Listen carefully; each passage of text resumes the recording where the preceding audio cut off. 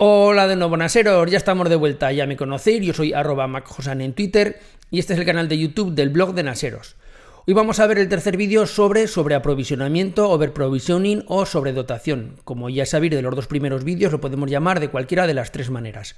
Hoy va a ser el vídeo más práctico, hoy vamos a ver cómo se calcula la sobredotación que nos hace falta, vamos a ver cómo se configura, por lo cual los que os haya quedado alguna duda de los dos primeros vídeos, el que no lo haya visto le recomiendo que los vea para que sepa qué es exactamente y en qué consiste, pues bueno, el que le quede alguna duda seguramente con el vídeo de hoy, con las dudas ya prácticas solucionadas, pues lo va a entender mucho mejor. Seguramente haré un cuarto vídeo, pero ya no será sobre aprovisionamiento, será pues básicamente explicar cosas que tenemos que tener en cuenta de un SSD, sin más. Entonces pues vamos allá. En primer lugar tenemos que saber que para aumentar la sobredotación, para aumentar el porcentaje de sobredotación en un SSD, como ya he explicado en los dos primeros vídeos, es algo que realmente compete a la controladora. No tiene tanto que ver con el sistema operativo y sí con la controladora de cómo se organiza ella, cómo organiza las celdas y cómo organiza los bloques y las páginas dentro de un SSD.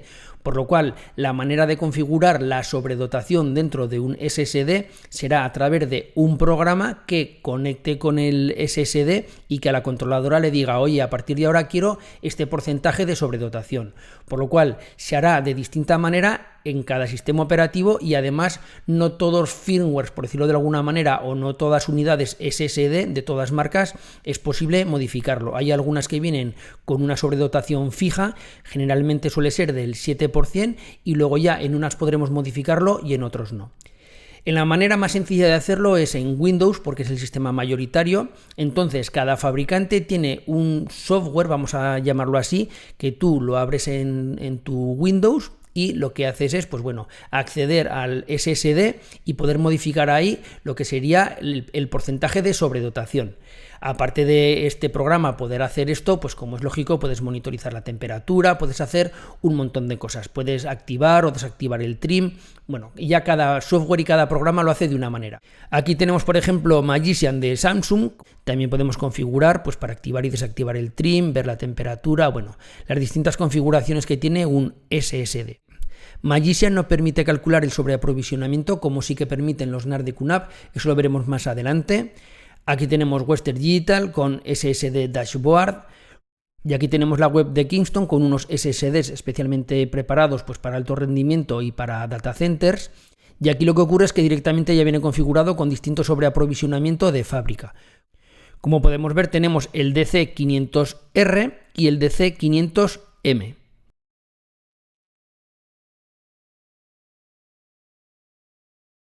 En cuanto a Linux, pues bueno, pues generalmente este tipo de cosas se hacen a través de la terminal.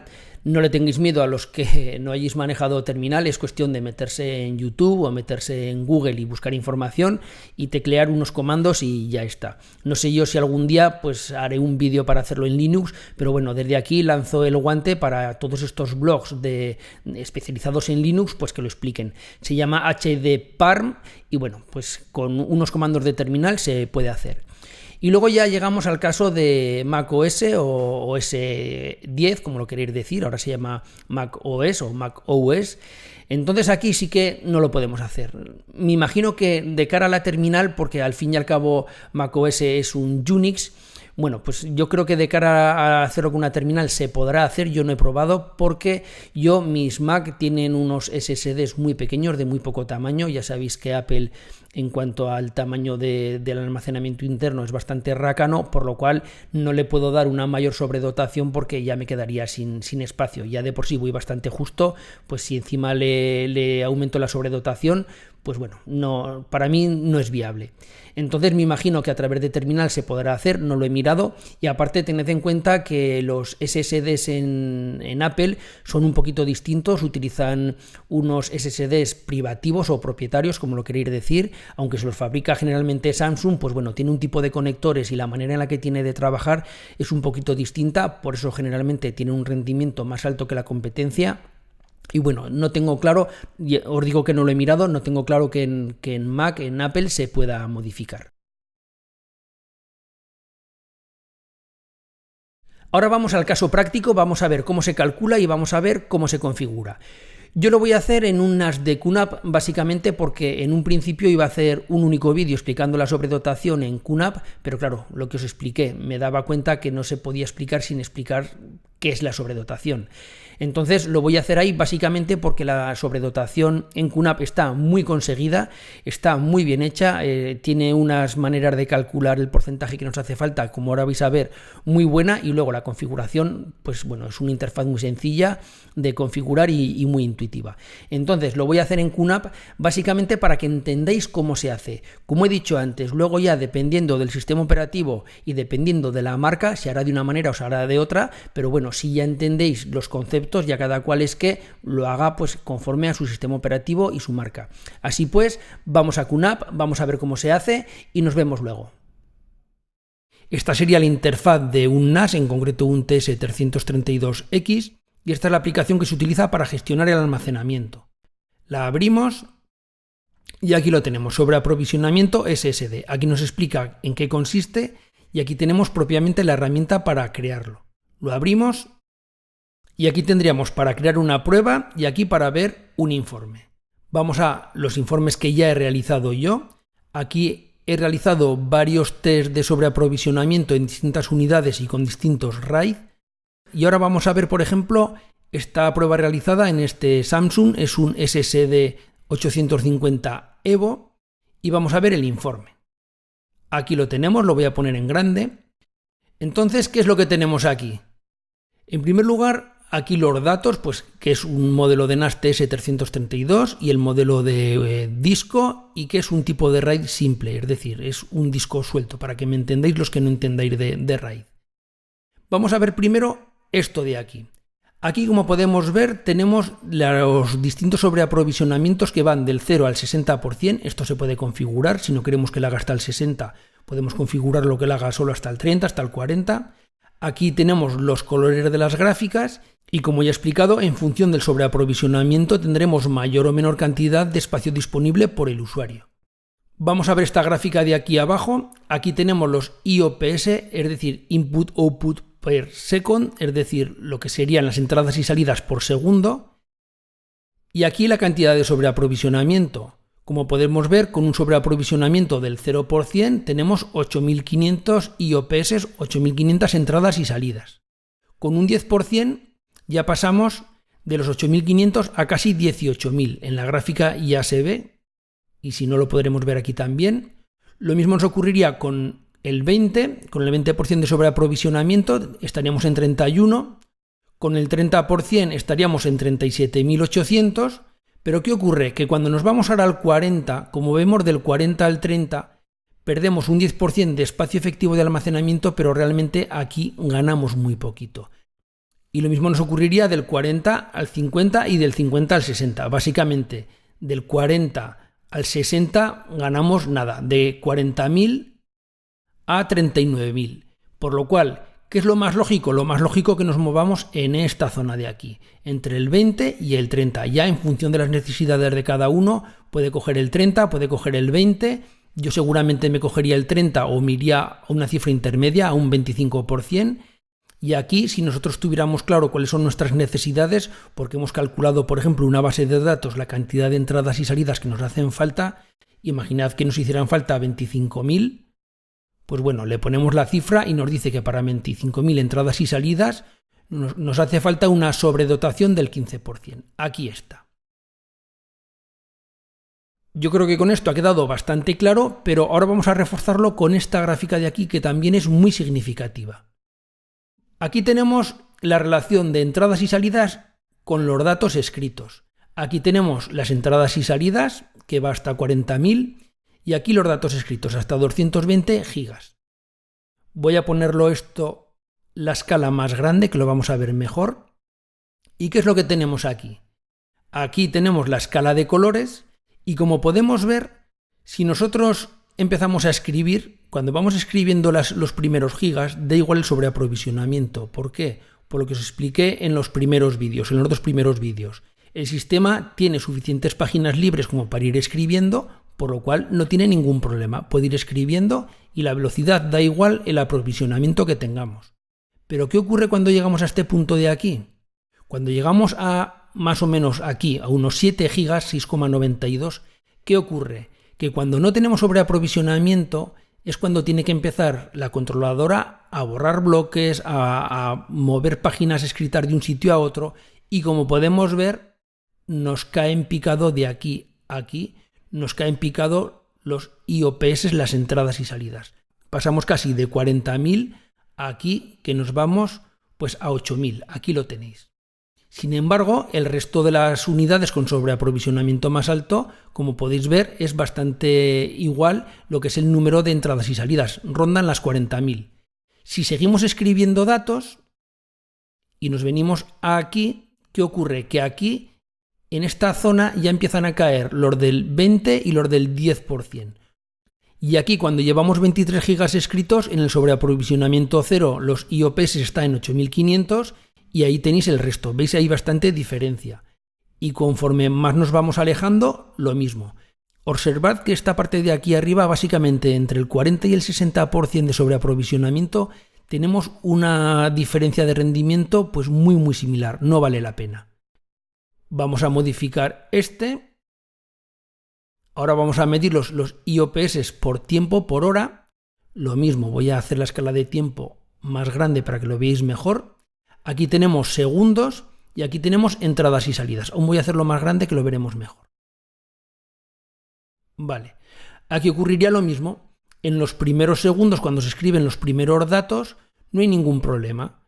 Pero cuando llegamos aquí, cuando llegamos a los 7 gigas, es decir, si le damos la orden de escribir al SSD de un fichero o de varios ficheros que ocupen más de 7 gigas, lo que ocurre es que el de sobreaprovisionamiento 0 nos va a caer en picado el rendimiento. Por eso que yo he recibido estos días, desde que hago estos vídeos, bastantes preguntas de gente que habían observado que cuando empezaban a escribir en sus SSD, empezaba la escritura muy rápida, pero que poquito a poco como que se iba agotando, como que se iba ralentizando. Es por esto de aquí. Aquí tendríamos con los distintos sobreaprovisionamientos y, como vemos, ocurre lo mismo. Aquí, en función del tiempo y de los gigas escritos, vemos que tenemos un IOPS o una velocidad distinta. Y aquí sería lo mismo, pero datos escritos frente a tiempo. Aquí tendríamos los datos escritos y aquí tendríamos el tiempo. Lo mismo, voy a hacer la escala un poquito distinta. ¿Y qué vemos aquí? Pues que en la misma cantidad de tiempo, la cantidad de datos que escribe la misma unidad SSD con un sobreaprovisionamiento mayor o menor cambia totalmente. Quiero enseñaros una cosa y es esto de aquí. Esto lo voy a hacer así. Hemos dicho que aquí, a partir de los 7 gigas, cae en picado la velocidad. ¿Qué ocurre cuando nosotros compramos una unidad SSD y le pasamos el típico test para medir la velocidad de la unidad? Pues que lo que estamos haciendo es escribir aquí. Porque los test de velocidad no son test que le empiecen a escribir muchísima cantidad de gigas. Por lo cual, nosotros aquí hacemos un test de velocidad, escribimos, por ejemplo, 5 gigas en un test de velocidad o los famosos 4 gigas que se suelen utilizar para hacer un test de velocidad y nos dice, pues tienes una velocidad tal y estamos muy contentos. Pero cuando luego nosotros le metemos archivos muy pesados o cuando queremos escribir una cantidad de datos muy grande, nos venimos aquí. Nos venimos a esta zona de aquí y decimos, ¿cómo puede ser que nos vaya tan lento si yo le he hecho un test y el test me da bien? Volvemos a repetir el test de velocidad y el test de velocidad lo volvemos a meter aquí. Con muy pocos gigas, con muy pocos datos. Y nos vuelve a dar bien, pero cuando luego le volvemos a meter un montón de datos seguidos, nos venimos otra vez aquí. Y eso es lo que mucha gente no entiende, que en función del sobreaprovisionamiento, del ir borrando páginas y escribiendo páginas de un sitio a otro, estamos en esta zona o estamos en esta zona. Si nosotros vamos a trabajar siempre en esta zona, podemos utilizar un sobreaprovisionamiento bajo y tener mayor capacidad. Pero si nosotros vamos a trabajar en esta zona, lo que nos interesa es tener un sobreaprovisionamiento más alto, porque aunque perdamos capacidad, vamos a aumentar la velocidad. Y este gráfico de aquí nos va a decir cómo se va a comportar nuestro SSD en función del sobreaprovisionamiento que tengamos. He recibido varios correos y varias preguntas a través de los métodos de contacto de Naseros de gente que me comentaba que ellos habían oído algo de que dejando un espacio siempre libre en el SSD se aumentaba el rendimiento y se mejoraba la velocidad. Le sonaban, pues eso, campanadas de lo que es el sobreaprovisionamiento, pero no lo llegaban a entender hasta hacer estos vídeos. Entonces, ¿qué es lo que hace esta gente? Dejan siempre, por ejemplo, un 30% o un 40% del SSD sin escribir. Por ejemplo, si tienen un SSD de 1 tera, dejan siempre 300 gigas o 400 gigas siempre vacíos, porque así ellos piensan que les va a durar más el SSD y que va a ir más rápido. Esto es un error, esto no es sobreaprovisionamiento. ¿Por qué? Porque, como ya he explicado, el sobreaprovisionamiento se hace a nivel de celdas, a nivel de bloques y a nivel de páginas, que lo hace la controladora, no tiene nada que ver con el sistema operativo. Y vosotros, cuando dejáis un espacio vacío en el SSD, pues lo estáis haciendo a nivel de sistema operativo. Hay una cosa que no he explicado por no liar tanto, y como ya digo, no quiero explicar demasiados conceptos porque al final no te quedas con ninguno. Hay una cosa que también hacen las controladoras que se llama nivelación. ¿En qué consiste la nivelación? Como ya os he explicado, las celdas tienen un número finito de escrituras. Las celdas con el tiempo físicamente se desgastan, por decirlo de alguna manera, y llegan a fallar. Entonces, la controladora lo que hace es, con esta nivelación, intentar que todas las celdas más o menos se escriban y se borren las mismas veces. Que no tengamos celdas que se han escrito 20 veces y celdas que nunca se han usado. Es una manera de, pues por decirlo de alguna manera, que se desgaste todo a la vez. Ya me entendéis. ¿Qué ocurre cuando vosotros dejáis un espacio vacío en el SSD sin llenar? Conforme se os va llenando el SSD, pues en cuanto llega a un 70% de que lo habéis llenado, vais borrando cosas y siempre mantenéis un 30% vacío. Eso no es un sobreaprovisionamiento, porque lo que va a hacer la controladora es esas celdas que no se han escrito, las va a ir utilizando porque va a hacer una nivelación, por lo cual, aunque vosotros dejéis una parte sin escribir, la controladora a nivel físico sí que va a ir escribiendo en todo el SSD. Es mejor que vosotros, si vais a perder ese 30% de espacio, por poner una cifra, que no queréis escribir en ese SSD, es mejor que ese 30% se lo deis de sobreaprovisionamiento a la controladora, porque la controladora está preparada para optimizar todo, para hacerlo a nivel físico, para hacerlo de una manera muchísimo más eficiente y muchísimo más inteligente que vosotros. Por lo cual, el dejar siempre un espacio vacío, un porcentaje en un SSD, no garantiza que el SSD nos vaya más rápido, ni garantiza que el SSD nos vaya a durar más. Entonces, como ya digo, si queréis de verdad optimizar el SSD, tenéis que utilizar el sobreaprovisionamiento.